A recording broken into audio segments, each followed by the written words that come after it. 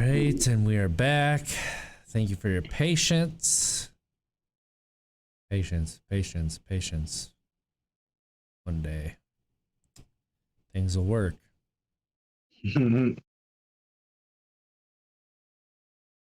Maybe.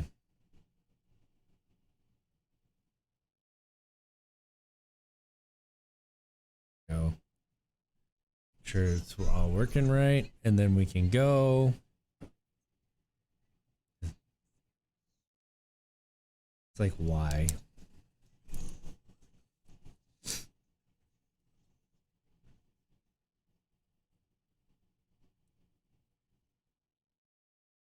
Say something, Mons. Check 1, 2, 3, 4, 5, 6, 7, 8, 9, 10.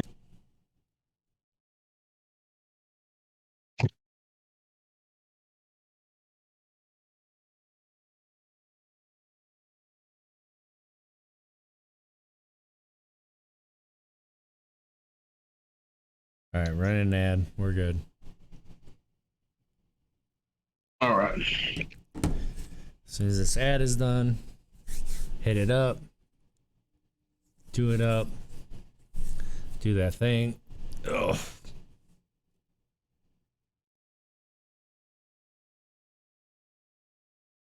Do that thing. Do this thing.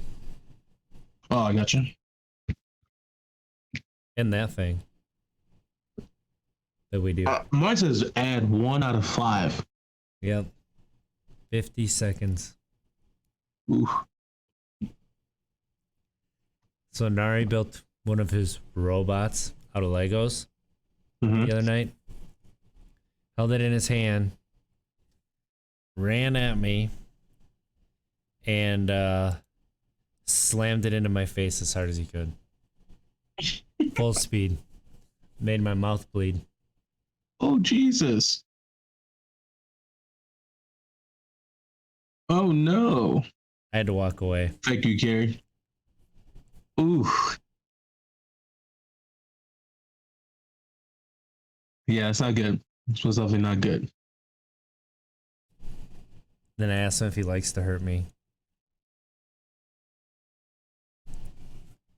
No. I'm like, but remember when you scratched Daddy and you made him bleed? Yeah. I said, now you just made Daddy bleed again. Why do you like to hurt me? I don't. Sure seems like you do. Child. All right. I'm recording this time. I hit start. Nice.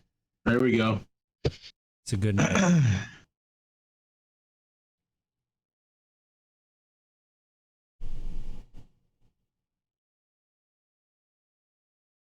Ready? Indeed.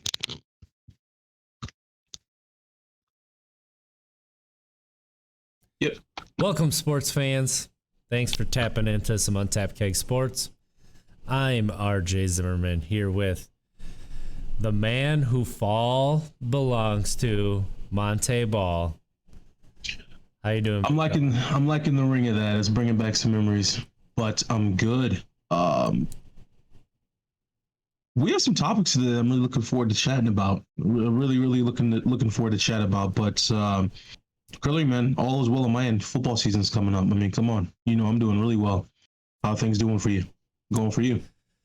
You know, I'm not thrilled because I don't know if you heard, but Aaron Rodgers changed it up again. He went with Captain Crunch. No wild berries, just original. Didn't even go peanut butter. So you know what that means? That means Adam Schefter is about to tweet that Aaron Rodgers is planning to start week 1 for the Green Bay Packers. So, I mean, it's inevitable. It's going to happen. That tweet's coming out. It's coming. Like we said. What are we going to do? Like we said.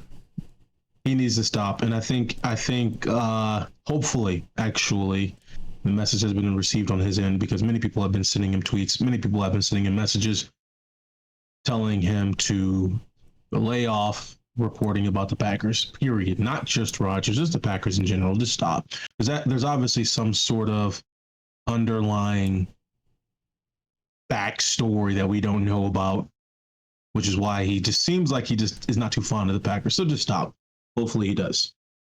Hopefully he just does not report any more on them. And I just want to say, be nice to Mr. Schefter because he has a hard job. He's good at his job. It's I don't know about hard. He has, dude, he's always working. All right. So just be nice to people, even if you disagree with them. You don't have to be an a-hole about it. So let's go that route. However, that being said, Adam, Mr. Schefter, Shefty, guy. Everybody Shut up. knows Aaron Rodgers is starting for the Packers week 1. Don't tweet it. Don't do it. Don't hit send. Don't even. Right. Don't hit right. send. He's gonna have so many people under that tweet, just with that same just demeanor in a sense where it's just like, okay, Adam. All right, it's time. Here come the jokes. As they should. You just can't be that. He took a few steps back this year, preseason. Preseason took many steps back, I think, and hopefully he's regaining some traction. I don't know. Just stop reporting on the Packers. Go report on the other 31 teams. Don't with him. I'll say this though, like, were they things that happened like at the time that he reported it? Sure, but it was also reported before that it was going to happen.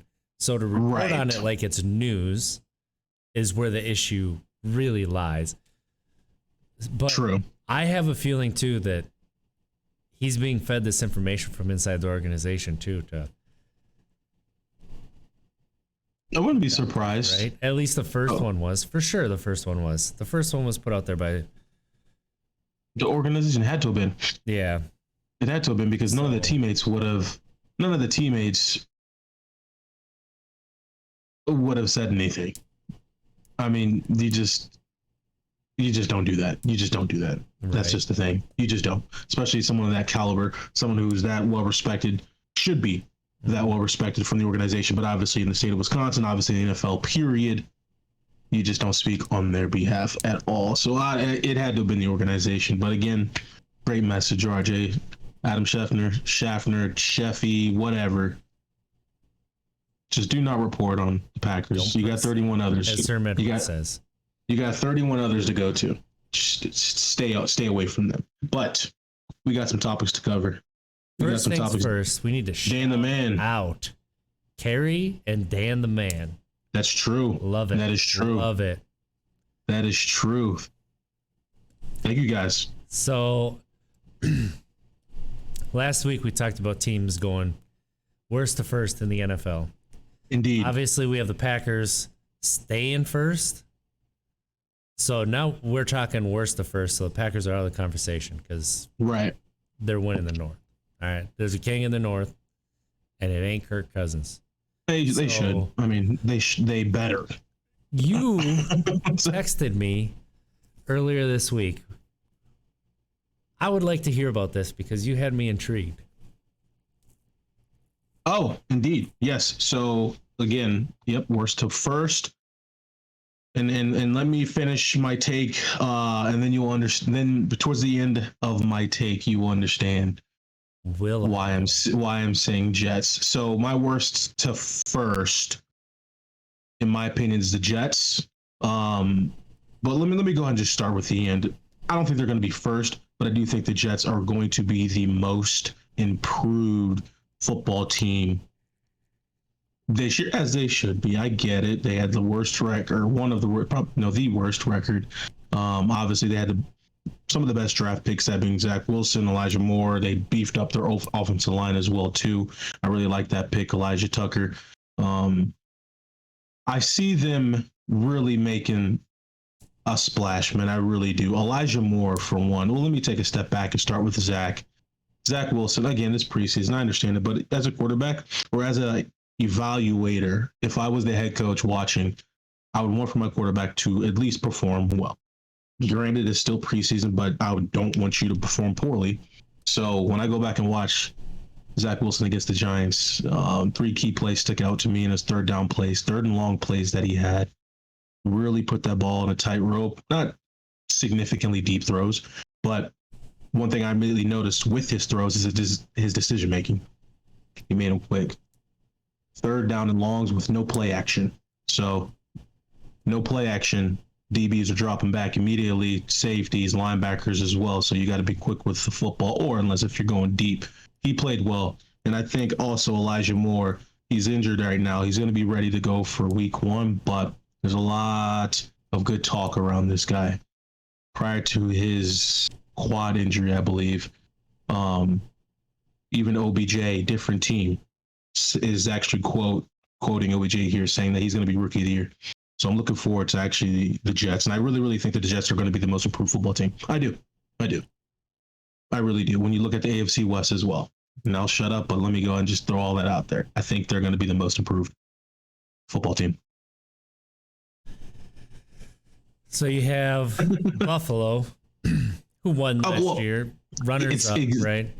You have Miami, a 10 team that didn't make the playoffs. I don't see them this year. Defense having probably a fairly significant step ahead by a very young quarterback. You have the Patriots getting half their team back because half their team opted out last year. Yeah. And with some significant offensive improvements, which is, it was their entire starting defense almost that opted out last year. Right. And you're going to say the Jets are going to be the most improved. That is. But you got to listen to what I'm saying, though. I'm not saying first. I'm saying most improved. No, I know, but that's a very tough division, is what I'm saying. Like, I don't know about tough. That's a very tough division. Outside the Bills, it's hit or miss with the other two teams. Outside of obviously Miami's the Jets been up as well. And coming ever since Brian Flores took over. So I don't hate your pick because I think that they made a really good hire in Robert Saleh. I think they have some exciting young players. Denzel Mims, who was injured for a lot of last year, has a chance to be a really good wide receiver as well. So you have some really fun offensive weapons there. Right. Obviously, Zach Wilson. I don't trust the organization as a whole. I just don't. They have been. Oh yeah, it's been bad. Organization from the top. It's been a bloodbath. Every year, it's like how the Browns were, still could be, but that's what it feels like. Like, it doesn't matter who you hire, doesn't matter who's in the position, just chokes. And so here's the thing: the thing is that's a very tough division, and I'm not saying that they aren't going to be most improved. I think they will definitely be improved, but it's weird this year. Usually, you have the worst of first teams. You have teams that the year before won a lot of close games, or you felt like a lot of things broke certain ways. But going into this year, it doesn't feel like that really, other than maybe the NFC East. But even the NFC East is still going to be a trash fire this year. Oh, it's going to be terrible. It's going to be a dumpster in football again. It's going to be a dumpster. Even though Washington football team's probably going to run away with it, that they should, but that I was thinking about it too, and I feel like the Falcons are in a really good situation to be able to go worst to first. They had some key defensive injuries. Their defense played below expectations last year. They added, yes, they lost Julio, but adding I was just about to say, who is huge. Julio was not the best wide receiver for the past 2 years on that team. It's been Calvin Ridley. But you still have to honor him. That's the thing. Game planning against him. But he was out for weeks, and Calvin Ridley still went off. So there's a chance that you added another playmaker to that team. You still have Matt Ryan, who is Matt Ryan. Right. Solid, not a game changer. Can't win it by himself, obviously. I was thinking like the Falcons might be a really solid team to choose. I like your first pick though. The 49ers. Well, I mean, wait. No, excuse me. That was not your pick. Yeah, we had a conversation about that people are actually picking them when it's not even a legitimate pick, because that should be everybody's pick. Dan the man picks the Cardinals for most improved. I actually like that, Dan. I actually like that. Which they were a young team last year who played really well. I mean, they obviously played Seattle really tough. It's gonna be interesting to see JJ, and I'm excited to see Kyler's growth because he hurt his shoulder last year. He was one of the best quarterbacks in the league until he hurt his shoulder, and then obviously he fell off a little bit. So if it's if his shoulder's 100%, that's gonna be a fun team to watch. Because they added AJ Green. That is. That's a good one. JJ Watt. That's a good one, Dan man. So I did not know. I did not know that though. By the way, Dan man, about Evander Holyfield's son. I didn't know. So to our listeners, Evander Holyfield's son, Elijah Holyfield, is on the Eagles practice squad. Did not know that. But that's a really good pick, Dan. Eagles. I can take that. So what do we got, RJ? We got Eagles, Jets, Falcons. Probably those three teams. Giants are still going to be trash. Agreed. Obviously, the 49ers are going to improve. They just got to stay healthy, and they're going to be... If the 49ers, have 25% of the injuries that they had last year, they're going to win the NFC West. Yeah, exactly. So, this is good. I think we're missing a team. I think we're missing somebody. I do feel like we are... I feel the same way. I feel like we're missing an obvious team, and I think Denver, man. I said that last week, and you laughed at me. I think Denver. No, I thought we agreed on it because I said I am not still not all the way sold on Teddy. What? Wait. Words. You're right. Let me rephrase this. So we last week we were talking worst to first, right? I've rephrased it now to worst to most improved. Yeah, Denver's not gonna. On paper, Denver should not be in first place in AFC West. Absolutely not. Obviously, you have the Chiefs, but I think Denver's really gonna do some good things this year. Who's gonna be the worst team in the league? I agree with you, Gary. The Houston Texans. In my honest opinion, I think it's the Texans or the Jets. I think the Jets. Here's the thing: the Jets are either gonna be the most improved team or they're gonna be just as bad. There's no in between. I don't know if obviously, there's teams that we're not thinking about. There's gonna be a team that disappoints in a major way, and coaches you would never think were on the hot seat are gonna be fired, a la Doug Peterson. Like, I would have never thought that Doug Peterson would have been fired last year, and then that team I mean, one of the most epic nosedives of a team I can remember. Dan the Man's also throwing the Rams out there. He loves those NFC West teams. The Rams were what? Didn't they won the West last year? I mean, it's the Rams. That defense is nasty. They improved a little bit because of Stafford, obviously, which Dan the Man mentions, but it's true. Two of the highest played players in their positions on defense, that being Ramsey and for the worst Donald team. I got two for you. I got two that I think could happen. Dallas, because Mike McCarthy is not a real head coach.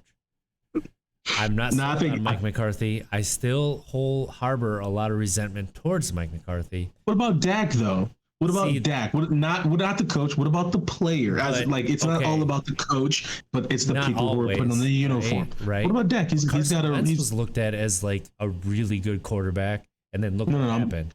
I'm saying, well, Dak coming off an injury, something to prove. Okay. You know what I mean? New coach to him. He gets hurt again. Hopefully not. But it's all about that effort. Like, we see that effort just take a nosedive because nobody wants to play for you. Like, I could see that with, Dallas. That's kind of what happened to Houston last year. That's what happened to Philadelphia last year. Could we see it again? And then the second team that I could see it, and this one, this one they have a lot of good pieces, and I like this coach a lot. Minnesota. Minnesota starts off 0-3, 0-4. I could see Mike Zimmer kind of start to grate on some of the veterans, kind of start to chip away, and the veterans just kind of being like, I don't really want to be here. I don't want to play for this guy anymore.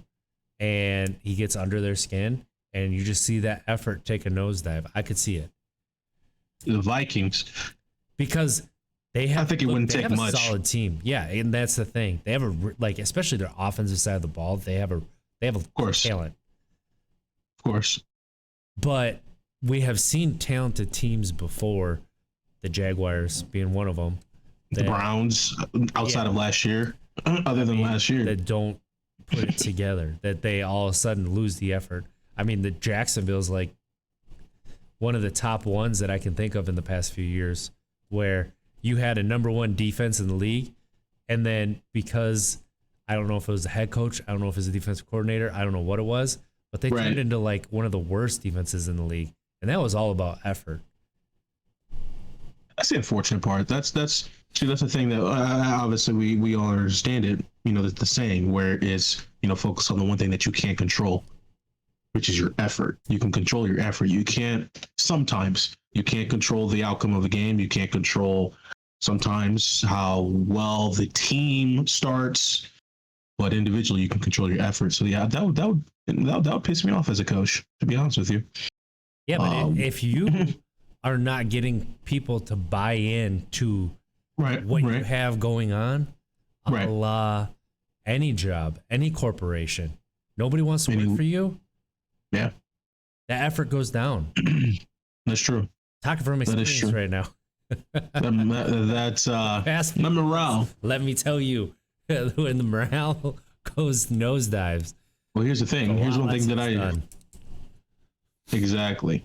One thing that I know for sure is the teams that have the best morale in the locker room, because usually what you guys will get is you'll naturally get some animosity between the offensive side of the ball and the defensive side of the ball. I've only been in 2 NFL locker rooms. A couple of years ago, Seattle, the animosity between the offense and the defense was that was real. It was. And so I've only been in 2 locker rooms, so I'm only speaking about the Patriots and the Broncos here. At least I'm trying to remember the Patriots, but talking about Denver's locker, at least, you know, offense was on really like one side and defense was on the other side. In a sense, there was some segregation, not extreme, but a little bit. But long story short, a team that it's known in the NFL that does not have the greatest, they probably do now, but didn't have the greatest morale from offensive side to defensive side as the Browns. And obviously the record speaks for itself. And obviously, you know, not last year, but from the years leading up to last year, you can see it. You can see it. I think the team that has the best morale in the locker room is the Patriots. I think. I do. So don't know where I was going with that, but just wanted to throw that. That's a culture that we're talking about, right? Like, right. Even when they were losing last year, there was high effort. They lost close games. Like True. There were a couple games that got blown out, but you didn't look at that team and say that they weren't giving effort. Right. So right. You know, and that's the difference. When you lose with. We're talking about the Patriots, right? Yeah. Like that was the Dolphins 2 years ago, and then last year they go 10-6 and miss the playoffs. Right. As a 10-win team, which doesn't happen often. Well, no, you're right. I mean, it does come down to the coach. I mean, Belichick is not going to allow that, any sort of animosity between one side of the ball to the other side. So yeah, you're right. Players got to buy in. And you can really see when that does happen. Super Bowl teams buy in. It's a fact. It's not the only thing you need, but that is a box that you need checked to then be placed on the contender side. Well, speaking of Super Bowl winning teams, Yeah. We had a great conversation for about 20 minutes that really enthused your sisters that we were having this. It was a really good conversation, actually. Tom Brady, many call the GOAT. You and I had a conversation where, once again, I explained and said the words that I do not think that Tom Brady is the greatest quarterback of all time. I think he's the winningest. He's definitely the most accomplished player of all time, right? And there is something to be said for that. However, he has, I would say he has never been the best player on the field on any of those Super Bowl runs, which is why I cannot put him as the GOAT. And maybe best player is not the right word, but the player who affected the game the most. I'm gonna say, right? I know. So sorry about the face I was making because I was kind of agreeing. But I can see the wheels spinning, so I wanted to throw some different words there. Because when you did say that, the first thing that popped in my head was, okay, he's not the best on the Super Bowl winning team, so he's not considered a GOAT in a sense, or the GOAT. I immediately thought of who you actually mentioned, and I'll let you share who you mentioned, and then I'll go on and explain what I was thinking.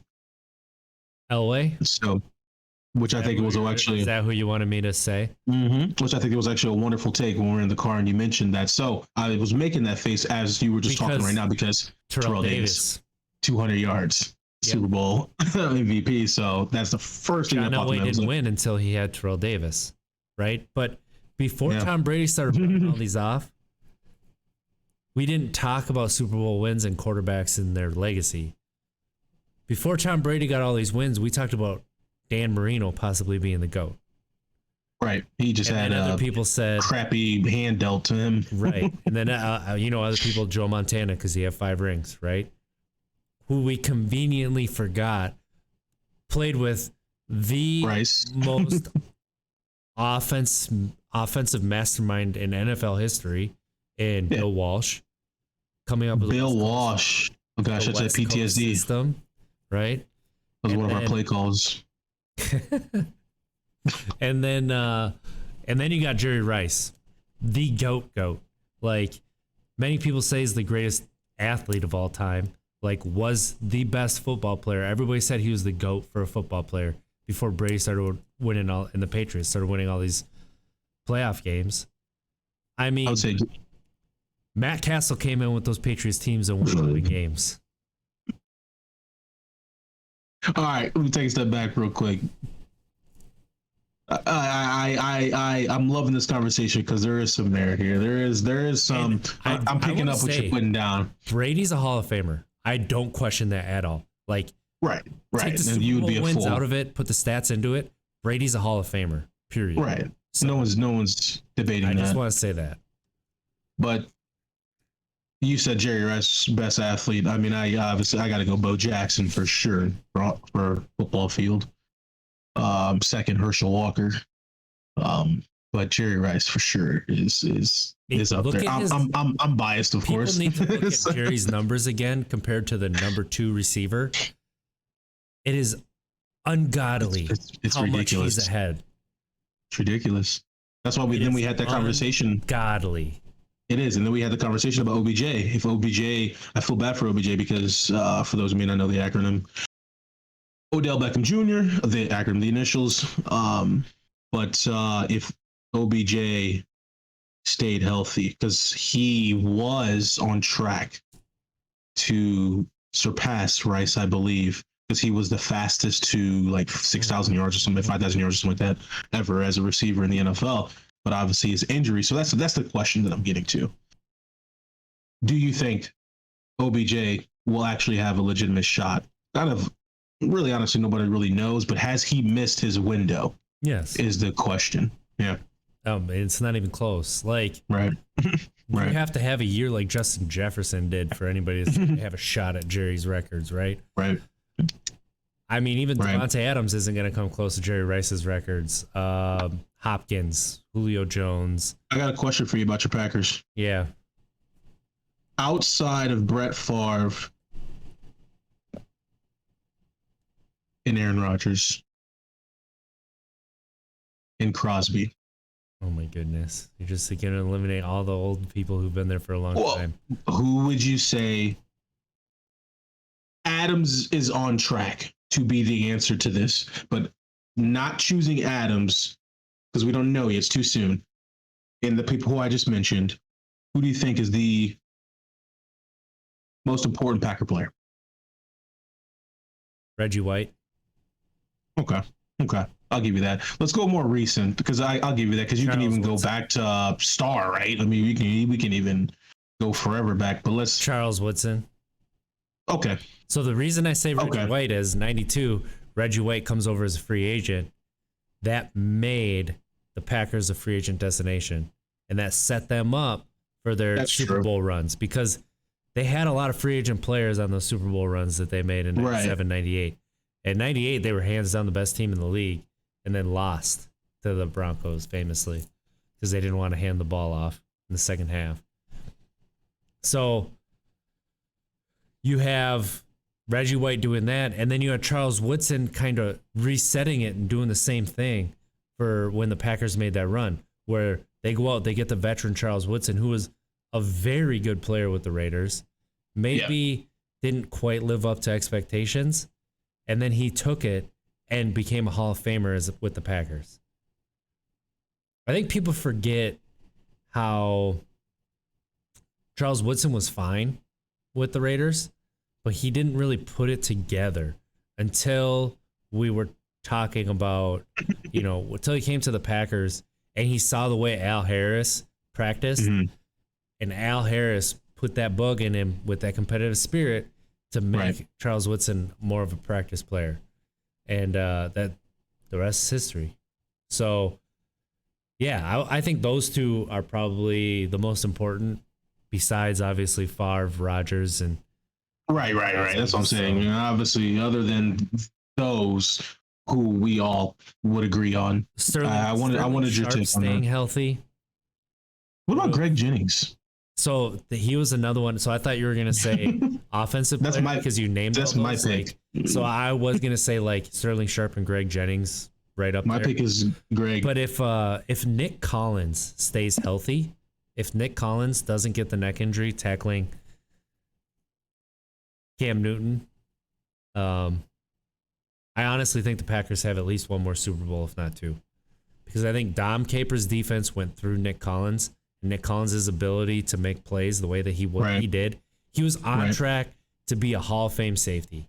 He was on track to be like as good as Sean Taylor. And I know, but that's how good he was. That's how good he was. See, I was like good. I'm sitting there shaking my head. Yeah. Then you said that one. I was like, no, he was. And then that neck injury happens. And I think that's what, honestly, is what ended Dom Capers' ability to be the defensive coordinator he was for the first few years with the Packers. Because that player was so important to his scheme that he could not compensate for losing that player. So Nick Collins will be here this weekend in the state. Awesome. Some golf thing, I think. Is it golf? I don't know what they're doing. Yeah, softball. He's like Sterling Sharp breaks my heart that he got hurt like that, and then the second one is Nick Collins, and they're like neck and neck. I got you. No pun intended. No, I got you. I'm trying to figure out. So what I wanted to say about Tom Brady before we got ADHD. Oh yeah, please. Sorry, go ahead. I believe Tom Brady is a better Troy Aikman, which is to say he's better than a Hall of Fame quarterback, right? He's a better version of it. There's just so much disrespect when you say that. It's just I don't think maybe he is a better leader too. He could very well be a better leader. Brady? Yeah. For sure. He's a better leader, probably more than likely. Yes, he is. So that's why I think he's not the GOAT. I mean, Peyton Manning, John Elway, But I liked how you rephrased the question, or not rephrased the question. You became way more specific because I said, okay, what do you mean by best? What does that entail? And I liked when you said, like, which quarterback mattered the most. I think you said something along those lines, right? Meant the most to that offense or that team. Affected the game. I think that's what you stated. Yeah, Which try to get your exact. Affected the game the most, and it was either John Elway or Peyton Manning. Like that, I think that's why they are the greatest at the position. Peyton was. That's why they call him the sheriff for a reason. You look at those defenses that Peyton dragged to championship games, like except with the Broncos. Win. I mean, and obviously I'm talking about the Colts. Right. Yeah, like he affected that game a lot. And you look at John Elway setting his team up for all those Super Bowl losses. Like Jim Kelly, man. Wins, right? I mean, yeah, Jim Kelly, 3 straight Super Bowl losses. Like, we forget about those. I think it's 4. Which is the crazy part. Here, I'll check. Washington. You might be right. New York Giants, Dallas Cowboys. I think it's 4 consecutive. It is 4 consecutive. It was no. I think it's, 4 Dallas, Super Bowl losses. Was it really? 4 consecutive, dude. I lost 3 consecutive Rose Bowls, and I thought that hurt. Let me click on it. So it was Washington, New York Giants, Dallas. Was it Dallas 2 years in a row? So you're right. So it's 4 Super Bowls that they've. I think in 1966 the Bills made this time they lost. That was the O.J. Simpson year. Yeah. Yep. So they're counting that one. How could I forget that one? They're counting that one way long ago. I'm joking. You say O.J. Yeah. How good? I'm just throwing names out there. I was like, oh man, that stings. But 3 straight Super Bowls, and to lose all 3 of them, like.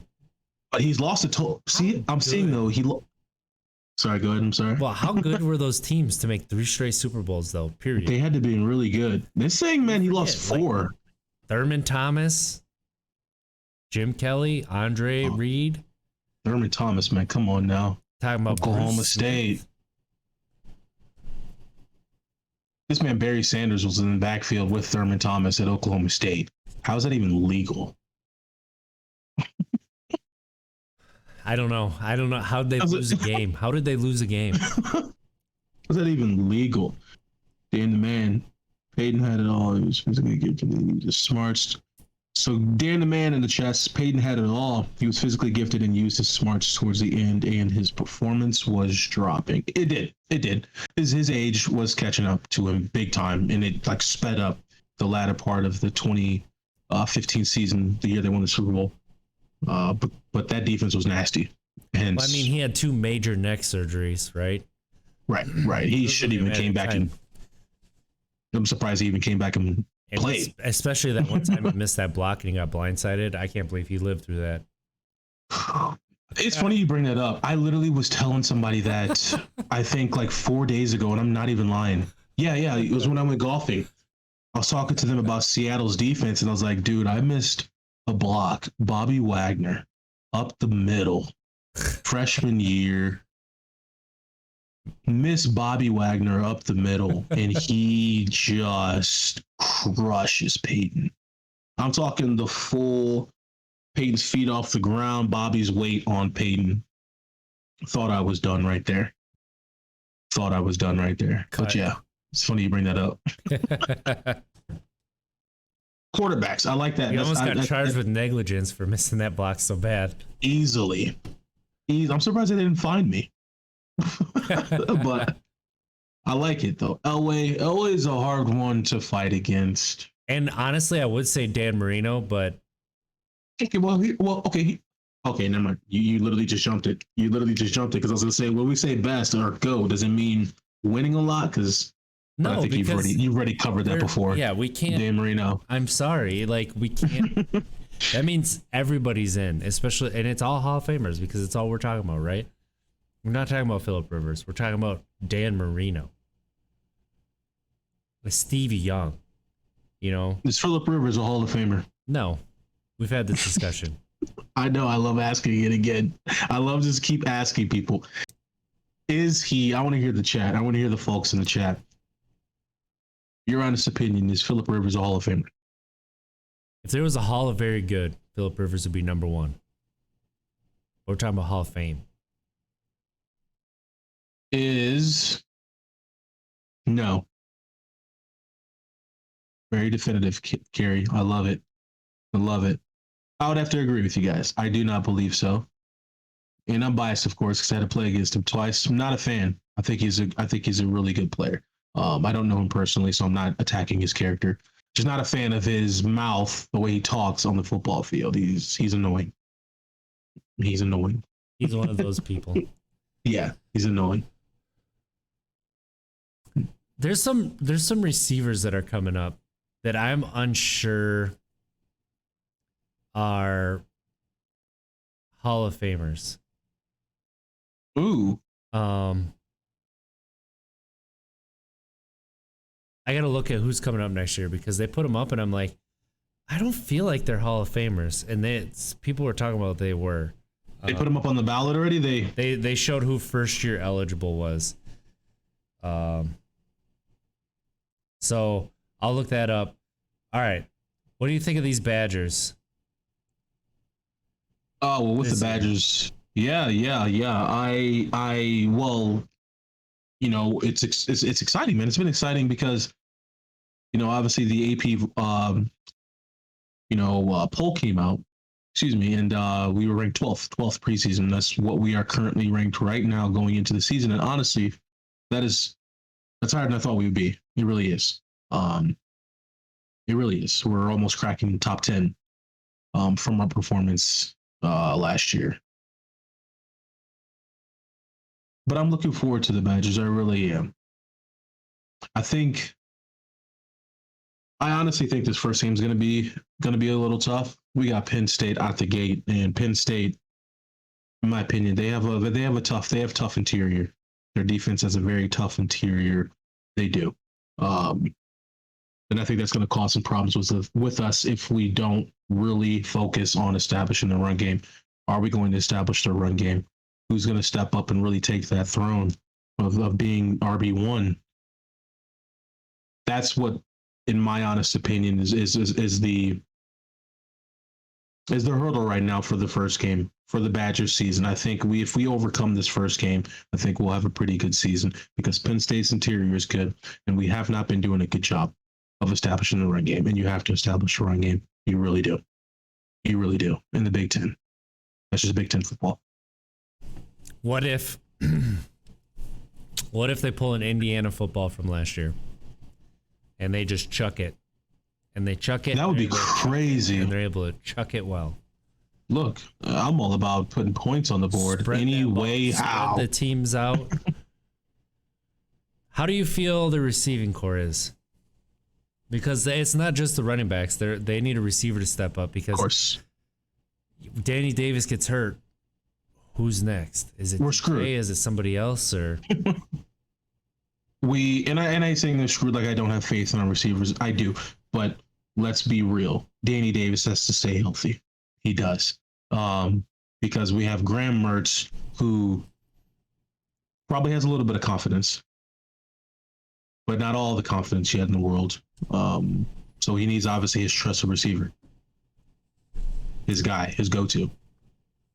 So we obviously are going to need some younger guys to step up, though, because obviously one receiver just can't do it all. Don't know how the Packers do it. Well, but Jared Abbrederis is calling, and he's saying, hey, what about my years? Right? I mean, he had a year where it was Abbrederis and nothing. And true, but don't get me Alex Erickson.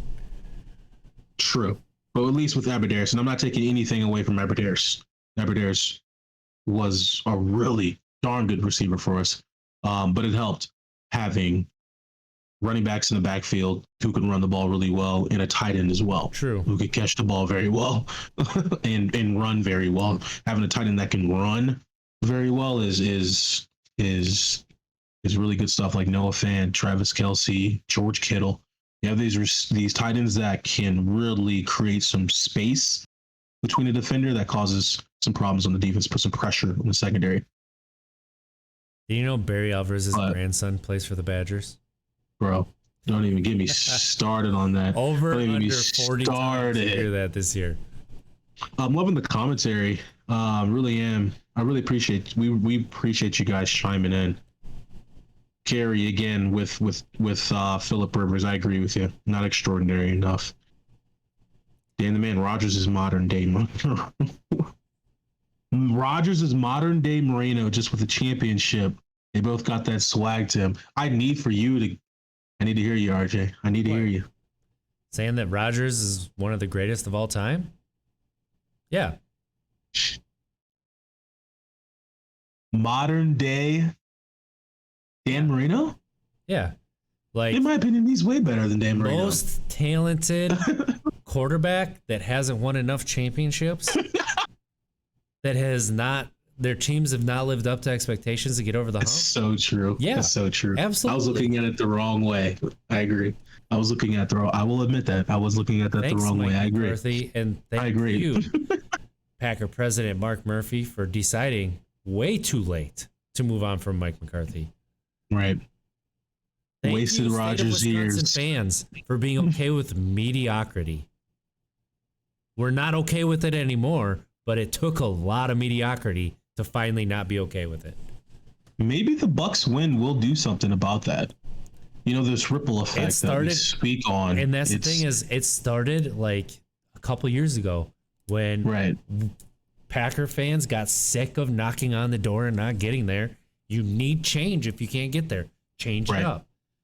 Bucks knocking on the door, not getting there. You need some change. Brewers knocking on the door, not getting there. I don't know if the Brewers need change yet, but we're getting close to it. I mean, they've obviously turned this roster over like crazy. So, yeah. I mean, you guys are. Brewers are playing very well. Destroyed us 6-4. And I was just gonna say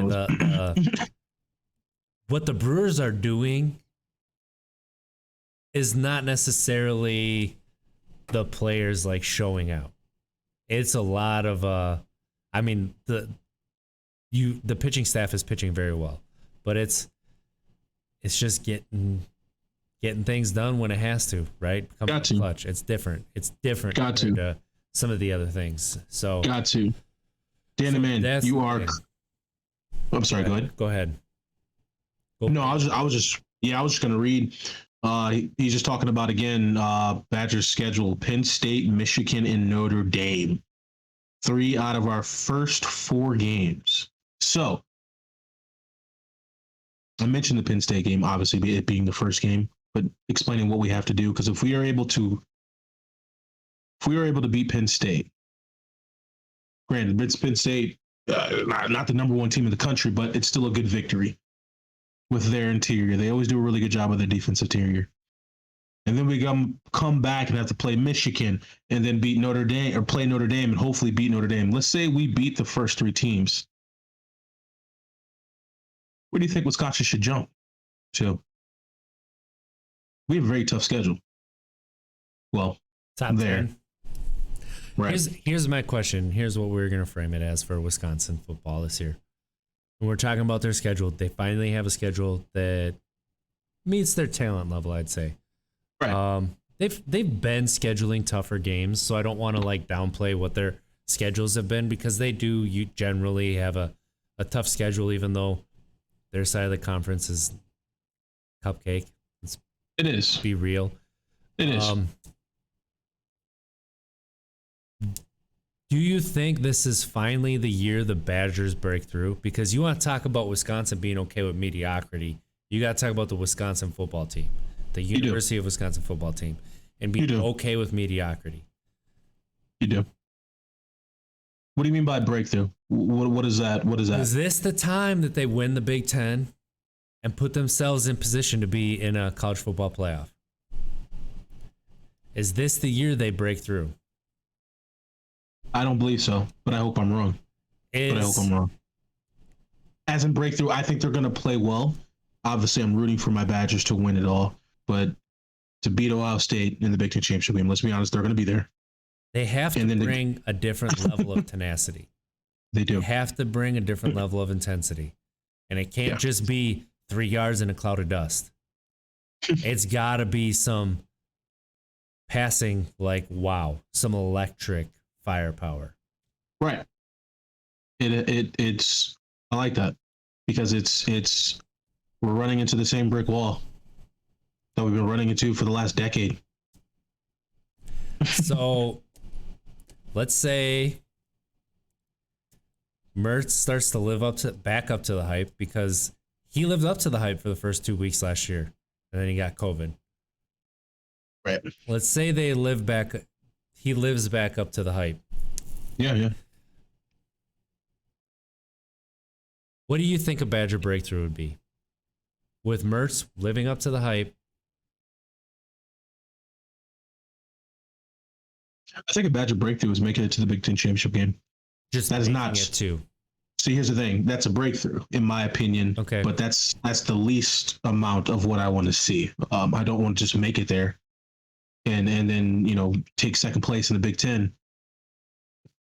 No one remembers second place. We need to win the championship. We have to win the championship. So for me, a breakthrough is us making it because I think it's still going to be tough to make it this year. Unless, he said, if we have some other receivers step up and if we have a running back that says, I'm taking this throne, I'm taking this torch, I think that we can make it happen. I think that we can march into the Big Ten championship game and make Ohio State really have to play some football against us. In my opinion, that's a breakthrough year. Now, what's better than a breakthrough year is obviously winning the Big Ten championship game and getting a ticket to the playoffs. It'll be obviously our first. So Dan agrees with you. He doesn't think the Badgers have the firepower. I think they're a really young team, and we don't know what they got for firepower yet. It's a possibility. It's a possibility. Cardale Jones came out of nowhere. True. But as you stated earlier, last show, you made a good point about still, it just always feels good having Jimmy Leonard as a defensive coordinator. Right. So that was going to be my next question. Is Coach Paul Chryst the coach that's going to lead to the breakthrough to get to the college football playoffs? Or is it going to have to be a Jimmy Leonard? It depends. That's a really good question. And I think it all depends on raise his game to another level because he has to. Right. Now, I think it's a wonderful question, but I think it's a little tricky because is Paul Chryst going to be the coach to make this breakthrough? I think it all depends on Coach Chryst's role. Is Coach Chryst just wearing the head coaching role? Then no. But if Coach Chryst, like I think what they did last year, I think it was, or maybe 2 years ago, I think they finally switched it over. So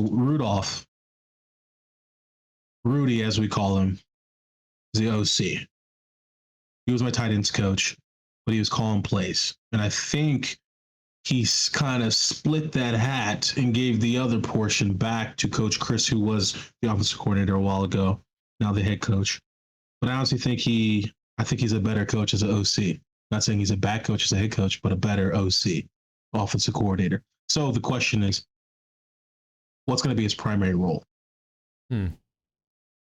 If he's still doing that, still having his fingers in the offensive play calling, then yes, Coach Chryst can be the coach to have that breakthrough.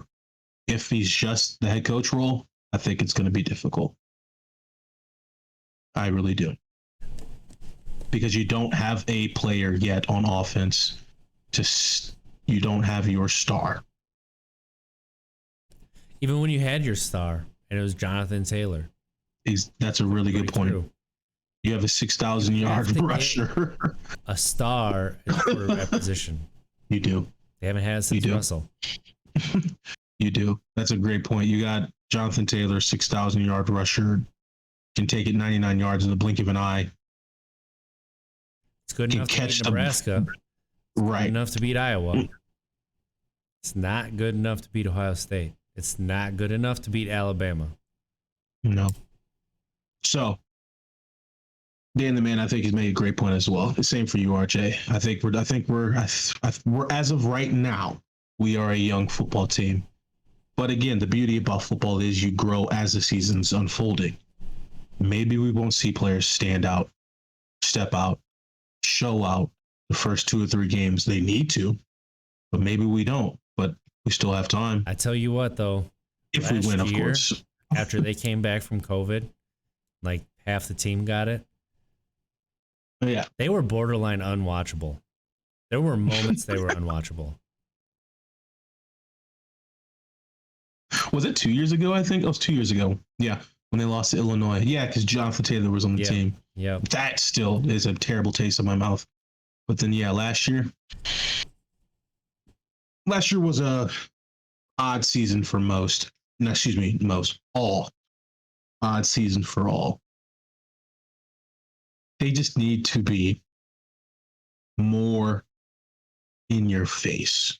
I don't care that we're up by 17. I don't care that we're up by 21, 24, 30.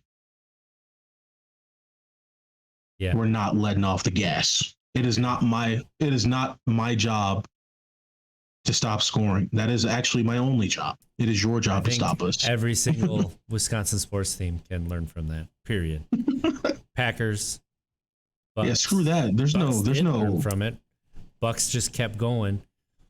You know, I was thinking about it because I was thinking about that question. Is Coach Chris the one to take this program to the next level? I think he did raise it from the level that it was at before under Bielema and Anderson. Mm-hmm. I think he did take it to another level, but he's the one to take it to the next level. I did not think that Budenholzer was going to be the one to take the Bucks to the next level. And the change was, I was thinking back on their playoff run, and they were struggling in the fourth quarter against the Nets, finishing games. What was it that changed in the Bucks where they all of a sudden they were able to start closing these fourth quarters that they couldn't before? And it was taking the ball out of Giannis's hand and running the offense through Middleton. Was that Middleton saying, give me the ball? Or was that Budenholzer saying, I need to get the shooter the ball to close this game out? Because he can make shots that Giannis cannot. In the fourth quarter, everybody collapses into the middle. Giannis can't get to the bucket. Middleton starts hitting shots in the fourth quarter, even when he's bad.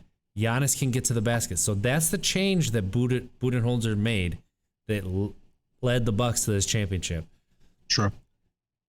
What's the change that Chris can make to get this a championship? And in my opinion, it's less power I formation.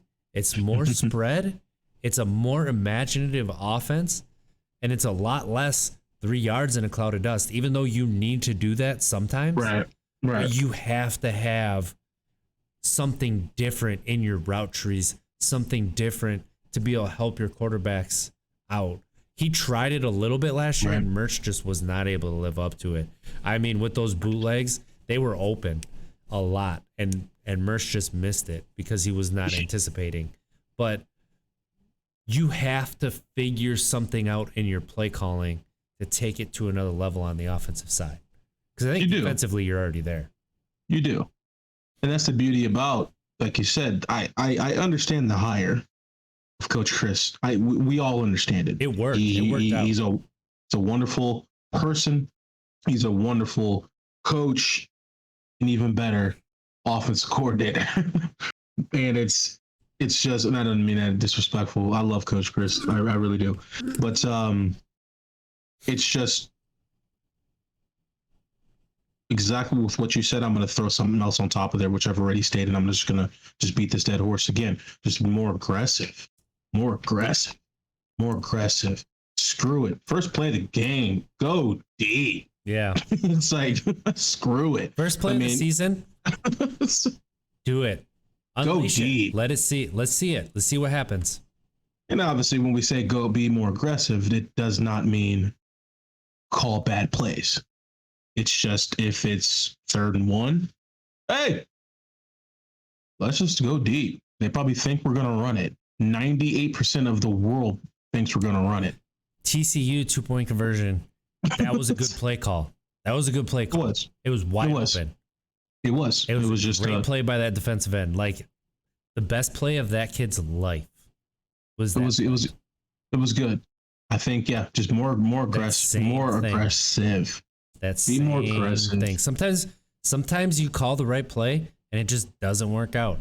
And unfortunately, that one didn't work out. And I feel like that still is kind of what Chris holds on to in not being aggressive, because he's aggressive on the play call and blew up in his face a little bit. So that's the downfall of being a coach. Sometimes you gotta be a goldfish, man. Gotta be a goldfish. You know what a goldfish has? 6-second memory. That's right. Ted Lasso. Let's go. Yep. And that's true. That's the downfall of being a coach. Damned if you do, damned if you don't, because it's a great call, but didn't work out well. So now all of a sudden it's a bad call. You know what else? That's how it's viewed. A lot of people are giving flack for kicking the field goal in the NFC Championship game last year, 4th and 12.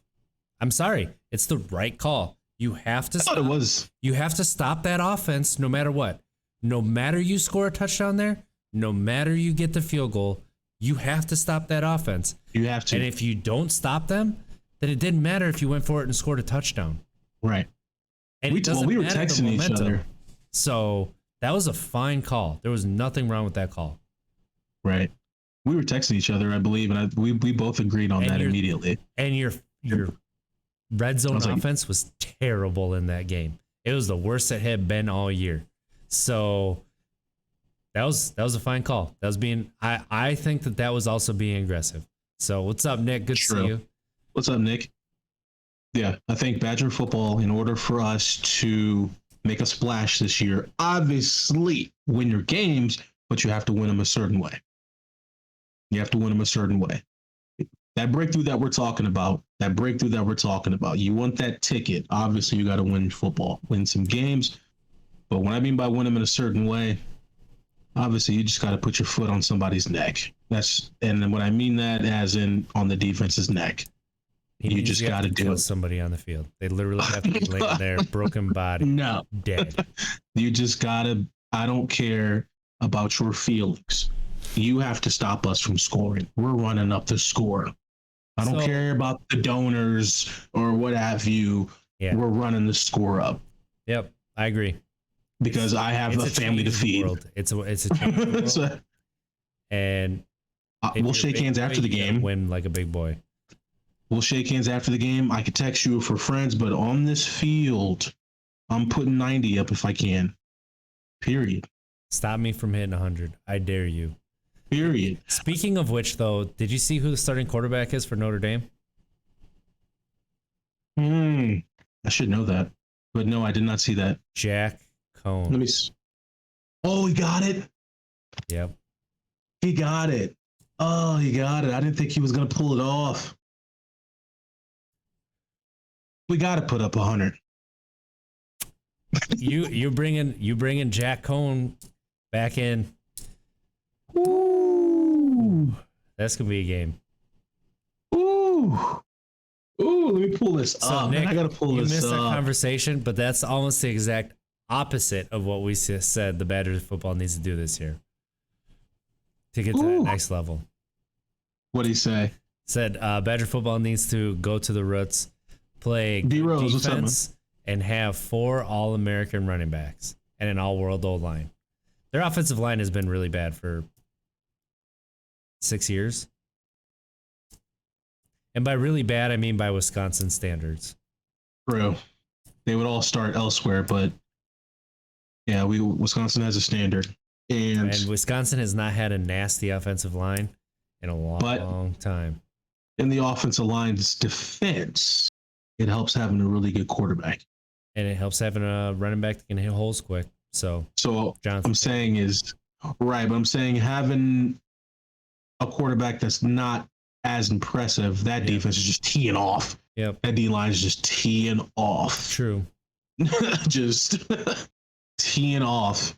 Just head down, full speed. linebackers as well too. You know, you see that quarterback drop back and about to hand it off. They're coming.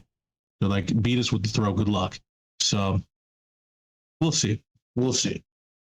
We'll see. You did miss a lot though, Nick. D Rose, what's going on, man? But you did miss a lot.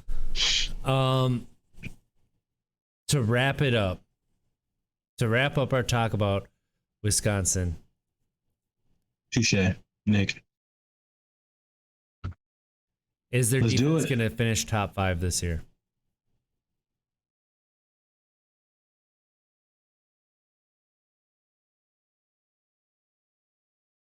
That's tough, man. That's it was actually tough. Nick. It was actually lost. Bart Houston that started their run of quarterback recruits. I just want to be fair to Bart Houston here. That's tough, RJ, because I mean we lost some good defensive players.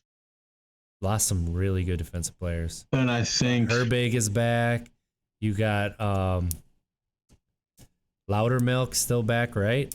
You got who's the defensive lineman who's been crushing it since he was a true freshman. My goodness. Oh, he's really, really good. Like, yeah, I'll get going to be names. an All-American.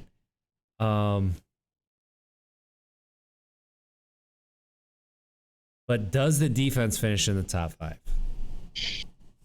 Because they have for the past. Honestly, I think they finished top 5 every single year that Let me check. Jim Leonard has taken that defense over. So are they a top 5 defense in the nation?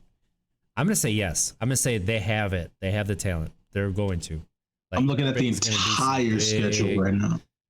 He's going to have a big year. Yeah, man. Yeah. So let me. I'll really. I think they're going to have a solid corner, like another safety that shows up. Yeah, I think Jim Leonard's got this on lock. Right. You've been really crushing with the questions. You've really been really making me think on these. If I had to give an answer here, I'd say yes. I think they do, but I also believe that they will because the schedule's not as tough after Michigan. It's really not. After Michigan, it's Illinois, it's Army. Excuse me. Excuse me. I was gonna say Army. Really? Yeah. Sorry. I had to scroll up. So after, I'm correct. After Michigan, it's Illinois, Army, Purdue, Iowa, Rutgers, and Northwestern. Oh, the Badgers don't have to play Indiana this year. The defense is finishing top 2. No, excuse me, Nebraska and Minnesota. I had to keep scrolling. No Indiana. My bar. Yeah, no Indiana. So we got Nebraska, Minnesota, Northwestern, Rutgers, Iowa, Purdue, Army, and Illinois. So we better finish top 5, is what I'm going to say. That being the defense. We better. We've had tougher schedules than that being the third part of the season. And Jimmy Leonard, granted, we had some pretty good players on this side of the ball who are now gone, but they managed to be top 5 then. Yep. Schedule's significantly weaker now, that second part. So Nick asks, is Wisconsin finishes top 5 in AP? In the AP poll. Do they finish? I'm going to say no. So it's because the toughness of the schedule. Even if they beat Notre Dame and beat Penn State and beat who's that third one? I forgot that fast. Michigan, thank you. Michigan's always hit or miss. Michigan ain't Michigan. Right? Always hit or miss. Even if they beat those 3 teams. Michigan is now Nebraska. I actually will agree with that. Like I said, they're hit or miss. If they're on, they're on. Like Nebraska, when they're on. I don't even think they're hit or miss. I think they're miss or miss. I mean, Mr. Khaki microphone with that big Pinocchio nose and the mask. Don't know how he got an extension, but he did. I like these questions. So I would say no. I agree. So they don't finish. Here's these wide top receivers that are Hall of Fame eligible this year. Going back to our earlier question because we're kind of wrapping up the show. Yep. That these people were saying that there's a couple Hall of Famers here. So let me read some names, and you tell me if they're Hall of Famer, because Okay. I don't think any of these players are first ballot Hall of Famers, but these wide receivers especially. All right, I gotta close my eyes. Anquan Bolden, Ooh, Andre No. Johnson, and Steve Smith are any See, of I'm them going- Hall of Famers. I'm going Steve Smith over top of all of them. Although I they were agree. great, Steve Smith they're is really good the players. best of those three. Steve Smith, yes. Are any of them Hall of Famers? And if yes, are any of them first ballot Hall of Famers? I say Steve Smith is a Hall of Famer, not first ballot, but I think he just misses it. But I think he is a Hall of Famer, not only because of for me, it's the impact he had. It's the impact. It's the his ability to really take over games. Really take over Yep. games for Carolina. Yep. He really took them over, like big time. When we talking taking over, he took it over, and he did it in a very, very Steve Smith way that we're all familiar with. He was not shy of talking. Talking what? He's talking a lot of trash. Talking trash, baby. You know what we talking about. We talking trash. Gary I'm says done that with Bolden should get Gary. first ballot for the hit he took. I forgot about that hit. Dude, that's the first thing I think of when I hear his name. And I know I'm not alone on that. I feel so bad for the man because that is what I people think remember. about that one-handed Unfortunate. catch that he had in the end zone in that Super Bowl is what I think about when I hear Anquan Bolden. Nasty. He's an underrated receiver. I don't think he's a Hall of Famer, but he's underrated. I think Anquan Bolden was better than Andre Johnson. Andre Johnson got the shaft for all of the bad quarterbacks he played with, though. And he played with some turds. Granted, I can't throw a ball like those quarterbacks did, but I'm just saying, in the grand scheme of things. I think Bolden's like or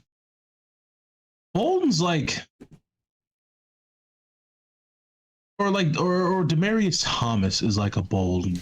Sure. Yep. I was gonna say it the other way around, but that's the correct way to say it. Is DT's like a Bolden. So Tony Romo's up first ballot. Robert Mathis, Chad Greenway. I don't even know why they're mentioning Tony Romo. He should just get an Emmy. Just stick with getting the Emmys. And for Tony Romo's amazing. Tony Romo deserves to be a Hall of Famer as a broadcaster right now. He's good, man. He's changing he's the good. game. He's changing He's the good. game. Tony Romo could do the Jets and the Texans, and I would watch that game. And I'd be entertained the entire time. He's good. He is good. He's really good at keeping the broadcast going as he's dissecting the game for fans to understand like what the quarterback's seeing pre-snap, and he's good. He's good. So Mario Williams. He's good. No. Absolutely not. No. That was a DeMarcus quick and Ware. easy one. Yes. First ballot? Yes. I don't think so. With Dallas, I think he obviously with Dallas, he didn't play that much with Denver. I'm sorry. You don't see it? Not first I see ballot. it. Not first ballot. Yes. Vince Wilfork. No. But a dominant player. But no, not first ballot. I could see DeMarcus Ware being like a fifth ballot Hall of Famer, which you're still Hall of Famer, so who cares what ballot it is? True. I don't think any of these players deserve first ballot. DeMarcus Ware? I think this is the year that Leroy Butler finally gets his due and enters the Hall of Fame.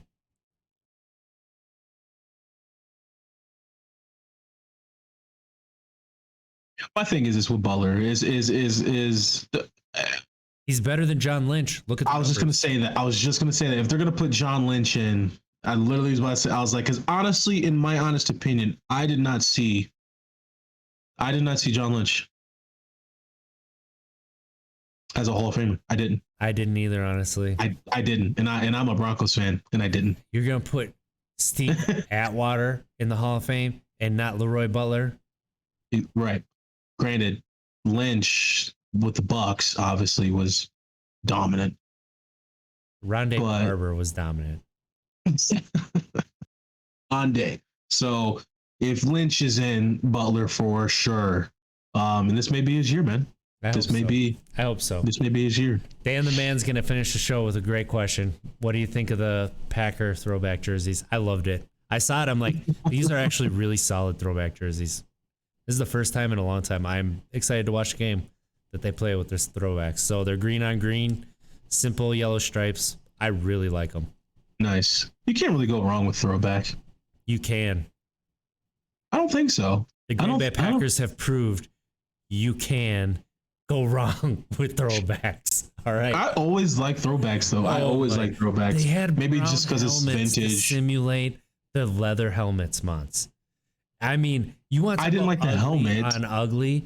Like the Packers have had some ugly throwback uniforms.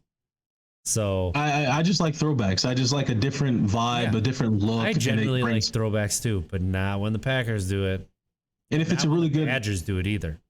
Yeah, against Nebraska, I didn't like that uniform. That was disgusting. I just didn't like. It made me throw up in my mouth twice. Oh, you should only do throwbacks during home games. We did ours in an away game against Nebraska. Yeah, and it was like we were white on white, and it just didn't look as throwback-ish. You have to do it in a home game. W was gross. I don't know. You have to do it on the home games. But yeah, we jersey, so of course it was gross. We are going super long. Let's. I know. I love it though. We've had good conversations, so it was a really good one. That might be our best, if you want me to be honest, with our most in-depth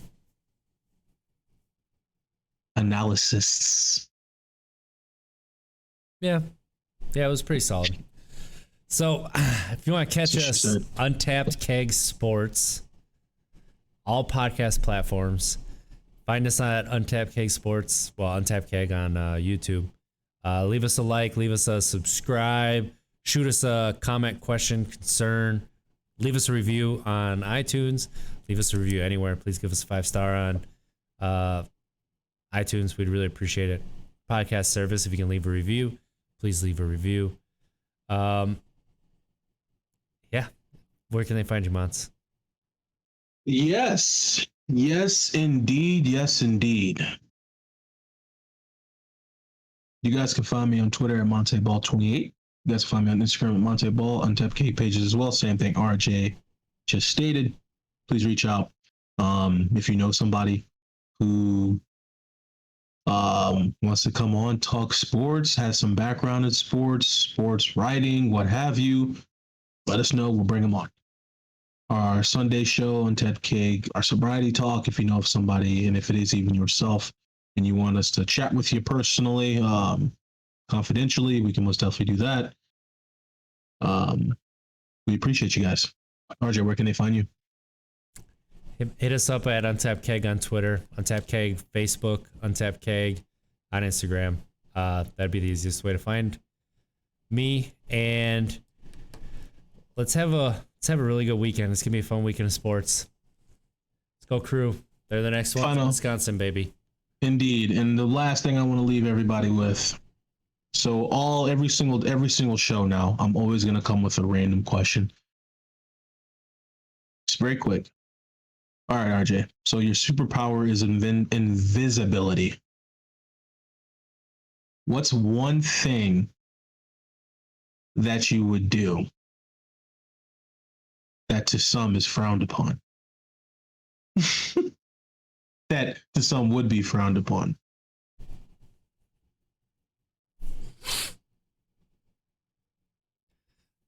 This is all hypothetical, people. So again, I would throw a poopy diaper at people that I don't like. I guess. I mean, if we're 10, I mean, that's what would be frowned upon by some people. I'm throwing a poopy diaper at people I don't like. That's true. Personally. That's true.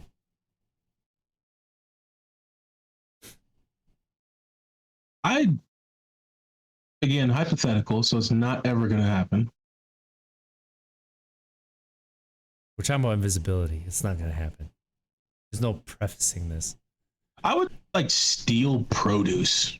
Why are we buying produce? Because you didn't grow it. People deserve money for their hard work. Well, that's why, because then I would also be talking to Capitol Hill or our government here and saying, you guys need to be paying the farmers. It just should be a thing. They Just do. pay them. That's why we have pay them factory more. farms. You pay them more. Pay our farmers do you understand more. how? Okay, we need to have a conversation about this off stream because we're about to go down a deep rabbit hole. How much are they paying them? They're not paying them. Billions of dollars.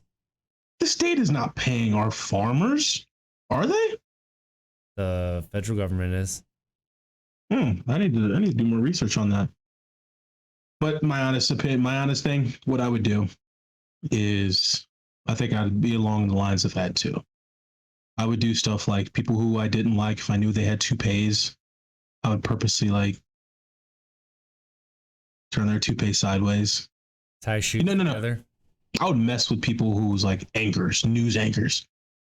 The teleprompter, yes, that's what it is. That's what I would do. I'd be on that teleprompter. You poop mouth.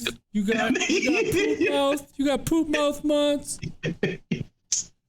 Or when he yells it's because it's in like caps. But anyways, enough of my ADHD. All right, catch us on Sunday morning, 9 a.m. We have some fun shows coming up. So let's have a good weekend. Everybody have a good week. We'll catch you next week. See ya.